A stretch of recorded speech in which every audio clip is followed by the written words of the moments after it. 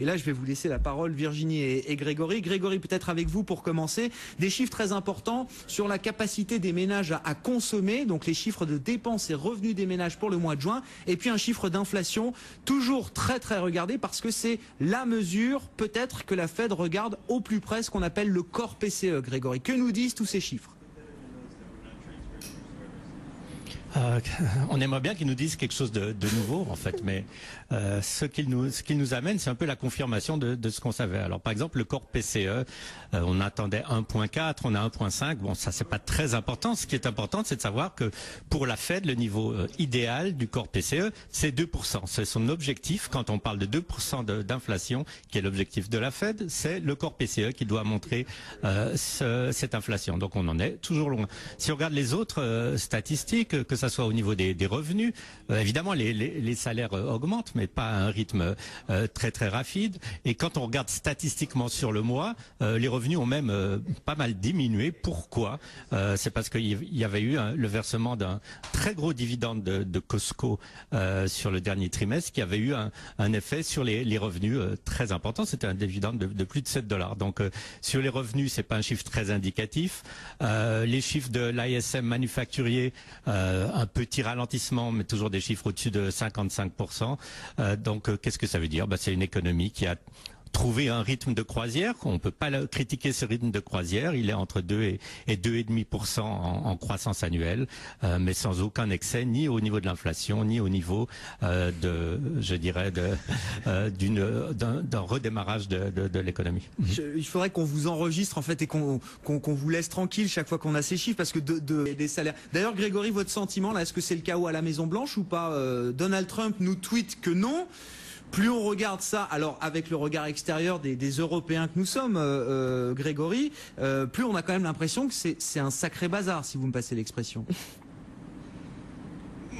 Oui, on peut dire que les 2 dernières semaines ont été à la fois très compliquées et pathétiques, puisque il a nommé un nouveau directeur de la communication il y a 10 jours, dénommé Scaramucci, qui n'a rien trouvé de mieux après 2 jours que d'insulter son prédécesseur, qui était le porte-parole en fait du gouvernement, en le traitant de schizophrène paranoïaque. Mais ça, c'était encore la chose la plus polie qu'il ait dit. Le reste, je peux même pas le répéter.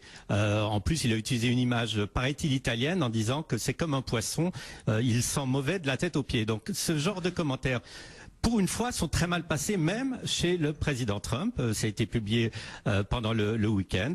Et lundi matin, il a profité de la nomination du nouveau chef d'état-major, si on peut lui dire, le chief of staff, un militaire en plus, Kelly, pour se séparer de ce Scaramucci. Donc oui, c'est parti dans tous les sens. Maintenant, qu'est-ce qu'on peut espérer? On peut espérer que, avec un général à la tête de l'infrastructure de la Maison Blanche, les choses soient plus contrôlées. Et le gros danger, en fait, pour le moment, ce qu'on voit à la Maison Blanche, c'est que tout le monde a accès au bureau de Trump sans qu'il y ait un filtrage.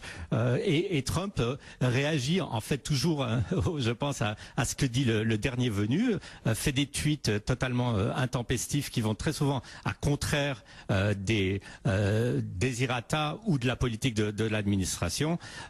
Non, c'était vraiment très compliqué. On verra si ça se calme. Sauf que le problème, c'est que le problème, c'est Donald Trump. Le problème, c'est pas les gens qui sont vraiment autour de lui. Et même un général ne pourra sûrement pas changer Trump. C'est ce qu'on dit ici ce matin. Virginie, votre sentiment, est-ce que c'est encore un sujet pour le marché? Parce qu'on pourrait en parler des heures. Et voilà, et c'est vrai qu'en 6 mois, la manière de faire, la manière de gérer la Maison Blanche. Tendance qui se dessine ce soir après bourse. Grégory, un mot, est-ce qu'il y a un point particulier, un point d'attention particulier à avoir sur la publication d'Apple ce soir, si vous avez quelque chose à regarder de plus près peut-être encore? Oui, je dirais que si le nouvel Apple, l'Apple 8 est introduit le prochain trimestre, évidemment que ça aura une importance très importante sur les revenus. Donc on va regarder cette guidance, parce qu'ils sont obligés de faire une guidance. Donc ils vont dire combien ils estiment sur le prochain trimestre que la compagnie va gagner d'argent. Si le chiffre arrive en dessous de 51 milliards de dollars au niveau des ventes, du top line, ça veut dire qu'ils estiment eux-mêmes que l'iPhone 6 sera peut-être ou bien trop tard, ou bien en tout cas ne sera pas vraiment en circulation rapidement pendant le trimestre. Donc là, il y a un petit test. Ils vont pas dire oui, il y a des difficultés de produire ce téléphone, mais il y aura un petit test en regardant ce chiffre.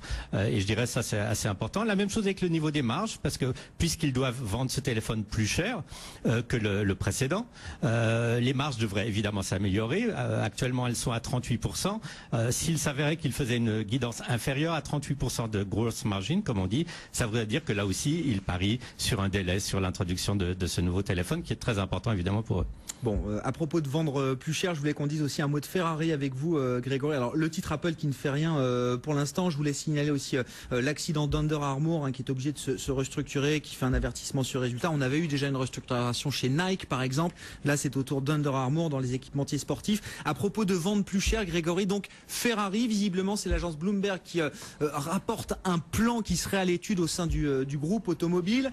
Bon, on est dans le domaine de l'ultra-luxe, évidemment, je vous fais pas le dessin. Ferrari qui visiblement souhaite ou envisage de lancer alors ce qu'ils appellent un véhicule utility vehicle, c'est genre un SUV à la Ferrari, bien sûr. Ce sera pas une C3 Picasso, ce sera pas une voiture familiale lambda, mais en tout cas, ils ont désolé pour la C3 Picasso, mais en tout cas, ils ont l'ambition quand même d'élargir un petit peu peut-être leur spectre de clientèle, je ne sais pas, en tout cas d'élargir leur gamme, Grégory. Est-ce que c'est une bonne idée de sortir un petit peu de ce qui fait justement l'ultra spécificité de Ferrari aujourd'hui?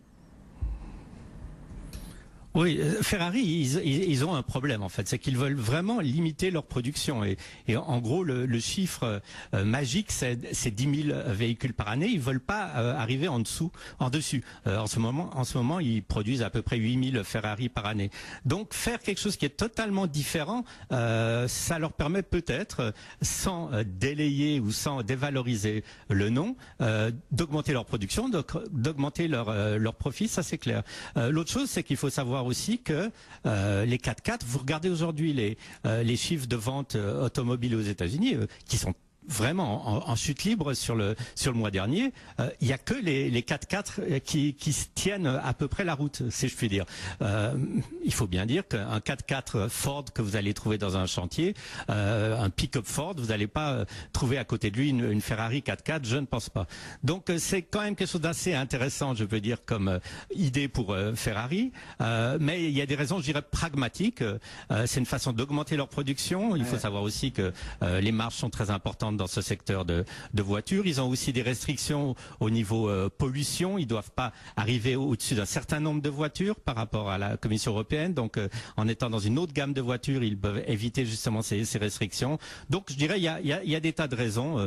Est-ce que c'est quelque chose d'extrêmement important pour tous vos téléspectateurs? Je ne le pense pas, mais c'est en tout cas le signe que chez Ferrari, on innove encore aujourd'hui. C'est important pour ceux qui envisagent, pourquoi pas, ou qui sont investisseurs actionnaires de Ferrari, ou qui pourquoi pas envisagent d'être actionnaires de Ferrari. Ça coûte moins cher d'être actionnaire de Ferrari effectivement que d'acheter une Ferrari en tant que telle. En tout cas, le marché semble prendre l'idée au sérieux, puisque le titre Ferrari gagne 3% coté à Milan et à New York.